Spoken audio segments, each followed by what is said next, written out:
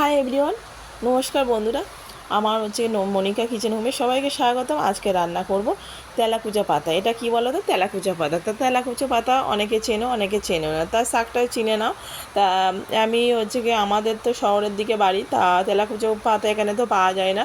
তা আমি দূরে গ্রামের দিক থেকে একটা জায়গা থেকে নিয়ে এসেছিলাম তেলাকুচা পাতা দেখতে।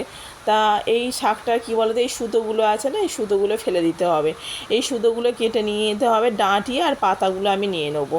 তা এর অনেক গুণাগুণ। এই শাক খেতে যেরকম সুন্দর লাগে সেরকম অনেক গুণও আছে এই শাকের। এই শাকের পাতাগুলো দেখতে পাচ্ছি, সুতোগুলো আমি সব ছিঁড়ে ছিঁড়ে কেটে কেটে ফেলে দিচ্ছি। এই পাতাগুলো, এই সুতোগুলো নেব না, এইগুলো বাদ দিয়ে দিতে হবে। দিয়ে ডাঁটিগুলো নিয়ে নেবো আর পাতাগুলো নিয়ে নেবো। আর খেতে খুবই সুন্দর লাগে। এর গুণাগুণ হচ্ছে কি, ডায়াবেটিস রোগীদের খুব ভালো, আমাশা রোগীদের, তারপরে ঠান্ডা লাগা, জ্বর, কাশি, তাদেরও খুব উপকার। হাত পা ফোলা যাদের আছে তাদের ওই রোগের খুব উপকার আছে। তা তেলাকুচা পাতা, তা তেলাকুচার পাতা দেখেছো আমি এইভাবে কেটে নিয়েছি কুচি কুচি করে। আর তার সাথে আমি আলু নিয়েছি। আলুটা এইভাবে আমি বরফি পিস সাইজের একটু কেটে নিয়েছি, মাঝারি সাইজের। এইবারে এই দেখো, আর এবারে এখানে রয়েছে আমার ওখানে রাঁধুনি ফোড়ন আর শুকনো লঙ্কা। তা শুরু করা যাক। আমার এইভাবে কাটাকুটি হয়ে গেছে। এইবার আমি কড়াই বসিয়ে দিয়েছি। কড়াইতে আমি চিংড়ি মাছগুলো ভাজা করে নিচ্ছি। চিংড়ি মাছ দিয়ে আজকের পুরো হালকা একদম রান্না করব তেলাকুচো পাতা দিয়ে চিংড়ি মাছের পাতলা ঝোল। তা তেলাকুচো পাতা আমি সেই তেলের মধ্যে আমি দিয়ে দিলাম রাঁধুনি আর শুকনো লঙ্কা ফোড়ন দিয়ে আমি আলুগুলো দিয়ে দিলাম। ভালো করে একটু নাড়িয়ে নেবো। নাড়িয়ে নেওয়ার পরে এইবার দিয়ে দিলাম আলুগুলো একটু ভাজা ভাজা করে নেব। তা খেতে খুবই সুন্দর লাগে। আলুগুলো তোমরা একটু হালকা ভেজে নেবে। তার জন্য আমি দিয়ে দিলাম আদা, জিরে আর কাঁচা লঙ্কা পেস্ট বাটা দিয়ে দিলাম। বেটে একটু নাড়ি চাড়িয়ে নেবো, মশলাটা কষিয়ে নেবো একটু। এটা হালকা আঁচে করবে, না হলে তিতো হয়ে যাবে। তারপরে শাকগুলো দিয়ে দিলাম। মশলাটা কষিয়ে নিয়ে শাকগুলো দিয়ে দিলাম। শাকগুলো দেওয়ার পরে দেখো, এবারে শাকগুলো একদম এতটা শাক, তা এবারে এই শাকটা পুরো কচি একদম শাক। তা জলে খানিকক্ষণ ভিজিয়ে রেখে দেবে। কেন বলো তো?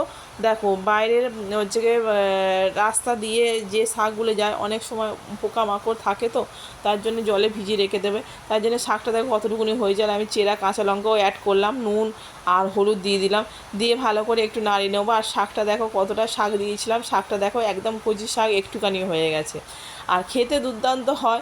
গরম গরম ভাতের সাথে রাঁধুনি বাটাটা বেটে নেবো। আর একটু জল দিয়ে দিলাম, জল দিয়ে ভালো করে সিদ্ধ করে নেবো। চিংড়ি মাছটাও দিয়ে দিলাম, দিয়ে ভালো করে ঢাকা দেবো। ঢাকা দিয়ে এবার সিদ্ধ করে নেবো। আর আমার ভিডিওগুলো যদি ভালো লেগে থাকে লাইক কমেন্টস করো আর সাবস্ক্রাইব করে পাশে থেকো, ঠিক আছে বন্ধুরা? আর এদিকে দেখো আমার হয়ে গেছে, আমার পুরো আলুগুলো সিদ্ধ হয়ে গেছে, সব হয়ে গেছে। নামানোর সময় আমি কিছুটা একটু রাঁধুনি বাটা দেবো। রাঁধুনি বাটা দিয়ে, আর রাঁধুনি বাটা দিলে ফ্লেভারটা চেঞ্জ হয়, খেতে খুবই সুন্দর লাগে। তা আমি যে পদ্ধতিতে রান্না করি সেই পদ্ধতিতে তোমাদের তেলাকুচো পাতাটা রান্না তো অনেক রকমের হয়, তেলাকুচো পাতা দিয়ে রান্না। তা আমি যে রান্নাটা করলাম সেই রান্নাটা তোমাদের সাথে একটু শেয়ার করলাম, ঠিক আছে? এবার রাঁধুনি বাটা দিয়ে নামিয়ে নেবো। নামিয়ে নিয়ে এবার খেতে খেতে খুবই সুন্দর লাগে। এবার দেখো আমার তৈরি হয়ে গেছে, দেখো কত সুন্দর দেখতে হয়েছে, কত সুন্দর চিংড়ি মাছ দিয়ে তেলাকুচো পাতা শাকের পাতলা ঝোল। তা কেমন লাগলো জানিও বন্ধুরা রেসিপিটা। আর ভালো লাগলে একটা লাইক কমেন্টস করো, পাশে থেকো আর সাবস্ক্রাইব করে পাশে থেকো, ঠিক আছে? তাহলে নিত্য নতুন ভিডিওগুলো তোমার সামনে চলে আসবে, ঠিক আছে? Bye bye.